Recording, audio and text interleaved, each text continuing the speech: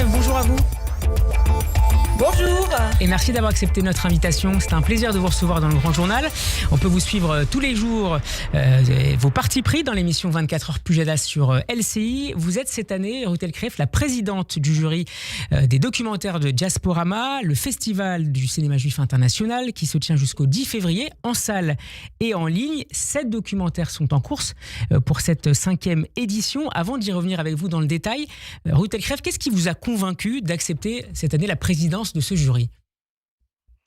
Écoutez, c'était pas évident pour moi parce que j'ai pas de spécialité dans les documentaires, mais comme journaliste, évidemment, j'ai approché cet exercice, mais pas du tout aussi profondément, évidemment, en ayant même réalisé moi-même aucun. Donc, et en fait, bon, je pense que depuis le 7 octobre, il y a une forme de réaction d'un certain nombre de personnes avec qui est totalement justifiée, qui veut qu'on s'intéresse de plus en plus à la survie de la culture juive, à sa bonne réception par les autres, à sa compréhension par les autres au sens très large. Pas seulement par les Français juifs ou par les juifs du monde, mais aussi par tous les autres citoyens du monde. Et donc, de ce point de vue-là, je trouvais que c'était très intéressant de me plonger dans ce jury, même si le titre de présidente me paraît un peu intimidant. Alors, 2 des 7 documentaires cette année sont consacrés au massacre du 7 octobre en Israël. Le premier est américain, Screams Before Silence, réalisé par Sheryl Sandberg, un film qui donne la parole notamment aux victimes et aux témoins des violences sexuelles subies par les Israéliennes, par les terroristes palestiniens, des atrocités qui ont parfois été relativisées, voire niées, y compris dans le milieu féministe. C'est un film absolument essentiel. Oui, c'est un film très important parce qu'il est une véritable enquête avec des témoignages très forts et parce qu'il intervient assez rapidement après les massacres et que donc il donne à voir au monde entier une réalité que certains effectivement et certaines ont voulu nier et continuent de nier parfois, hélas. Donc et puis Sheryl Sandberg est une personnalité exceptionnelle, donc le fait qu'elle soit partie, qu'elle ait rencontré tous ces témoins, tous ces spécialistes et qu'elle est tenue à mettre comment dire, vraiment le projecteur sur cet aspect des massacres, c'est-à-dire les violences sexuelles contre les femmes, est très important parce que c'est un message. Le viol est une arme de guerre et il a été utilisé le 7 octobre. Dans les Et semaines sans qui doute, ont...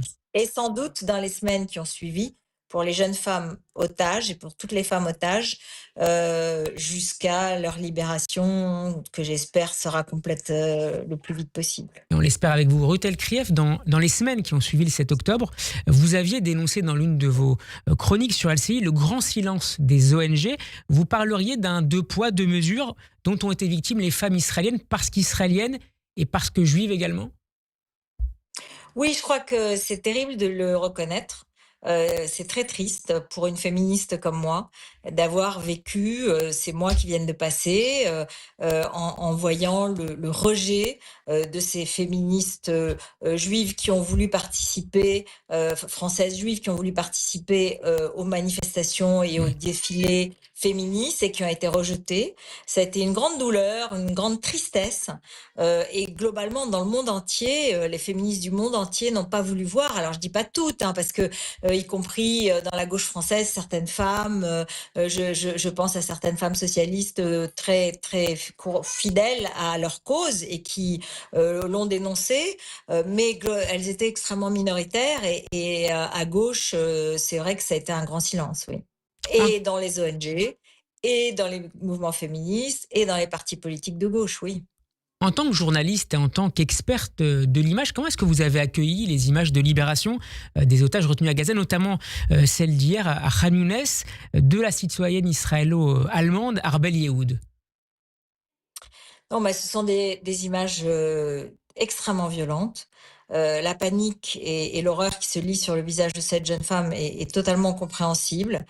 Et c'est évidemment inadmissible de voir que le protocole de libération n'a pas été respecté et que, y compris la Croix-Rouge, à mon grand regret, qui n'a pas été franchement présente pour les otages depuis le début, n'a pas respecté, ou en tout cas n'a pas réussi à faire respecter un minimum de décence et dans cette libération. Et hier, c'était des images totalement désolantes, totalement attristantes.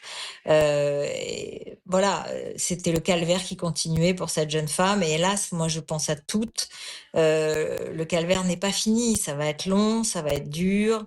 Elles ont en même temps une résilience incroyable d'avoir tenu, de ne pas avoir craqué et d'être là, de s'être soutenues entre elles. Mais bon, combien de blessures profondes vont rester? Il y a un second film qui est consacré au 7 octobre dans ce festival Diasporama, Looking for Yotam, et c'est un film français de Caroline Bongrand et de Georges Benayoun, que nous recevrons d'ailleurs tous les deux mardi prochain dans cette émission. Qui était Yotam Chaim, qui a été kidnappé le 7 octobre dans le kibboutz de Kfar Aza et qui est mort en décembre 2023? C'est l'histoire d'un jeune homme en fait merveilleux, qui avait la particularité d'être roux et aussi d'être un peu différent. Être un peu différent et d'être un peu d'une très grande sensibilité et très attachant. Et c'est ce que ce documentaire laisse à voir, c'est ce que ce documentaire montre. Et il montre des parents exceptionnels, il montre des amis exceptionnels, les frères, une sœur. Et alors bon, je veux pas tout dévoiler parce qu'en fait, ces documentaires, ils sont à voir encore et ils vont être disponibles pour le public. Mais bon, c'était effectivement, Yotam a hélas été tué. En fait, a été parmi les 3 De manière premiers accidentelle. otages qui ont été accidentellement tués par l'armée israélienne parce qu'ils s'étaient libérés eux-mêmes et qu'ils étaient dans un lieu qui a été pris d'assaut. Et c'est un des drames secondaires, j'ai envie de dire, mais monstrueux aussi et terrible qu'a à supporter cette société israélienne après les massacres. C'est aussi les accidents qui ont eu lieu à plusieurs reprises. Alors demain, il y a 3 nouveaux otages qui seront libérés, notamment un otage franco-israélien, Ophir Calderon. Est-ce que vous considérez, Ruth Elkref, que l'opinion publique française a marqué suffisamment de solidarité pour le sort d'un de ses ressortissants? Je pense que bon, les chaînes de télévision ont reçu très souvent les familles qui étaient de passage à Paris. La classe politique, celle qui a été sensible et qui l'a bien montré, y compris le président Macron et toutes les autorités, ont très souvent, dans la mesure du possible, reçu les familles. Ce n'est évidemment jamais assez, c'est évidemment jamais suffisant. Mais je sais qu'il y a eu un travail particulier fait pour les otages français. Hélas, insuffisant puisqu'il y en a qui sont morts. Mais on n'a pas vécu la même période que lorsqu'il y a eu les premiers otages français au Liban ou en Irak. C'était un peu différent, c'est vrai. Mais c'est aussi parce que ça s'est multiplié depuis et c'est pas seulement parce que c'était des otages israéliens et juifs, c'était des franco-israéliens et je trouve que ça a existé sur la scène médiatique et politique. Alors Yarden Bibas sera également libéré demain, a priori sans sa femme, ni ses 2 petits garçons Ariel et Kfir. Une famille, Ruth Elkref, qui, d'une certaine manière, symbolise la terrible épreuve de toutes les familles déchirées depuis le 7 octobre. Vous essayez de rester optimiste pour eux? Je ne pourrais pas me prononcer. J'ai vu que les autorités israéliennes n'étaient pas optimistes. Le fait que le père soit libéré tout seul n'est pas un signe encourageant. C'est évidemment une chance pour lui et pour tous ses proches, mais pour le reste de la famille, évidemment, on peut craindre des choses, mais peut-être que c'est pas le cas. Sincèrement, je ne sais pas quoi dire là-dessus, non. Alors le casting du jury documentaire est prestigieux. Le jury que vous présidez, je le rappelle, Samuel Blumenfeld du Monde, Nathalie Cohen, historien Georges Bensoussan, Elise Bost ou encore Mickaël Darmon. Il y a 5 autres films documentaires qui sont en lice, qui traitent de la danse, de l'identité, de la résistance, de l'antisémitisme aux États-Unis ou encore de la mémoire des communautés juives de l'Est. Qu'est-ce que ça dit des interrogations du moment du monde juif international, de la diaspora juive? C'était absolument passionnant de se plonger dans beaucoup de cultures juives du monde.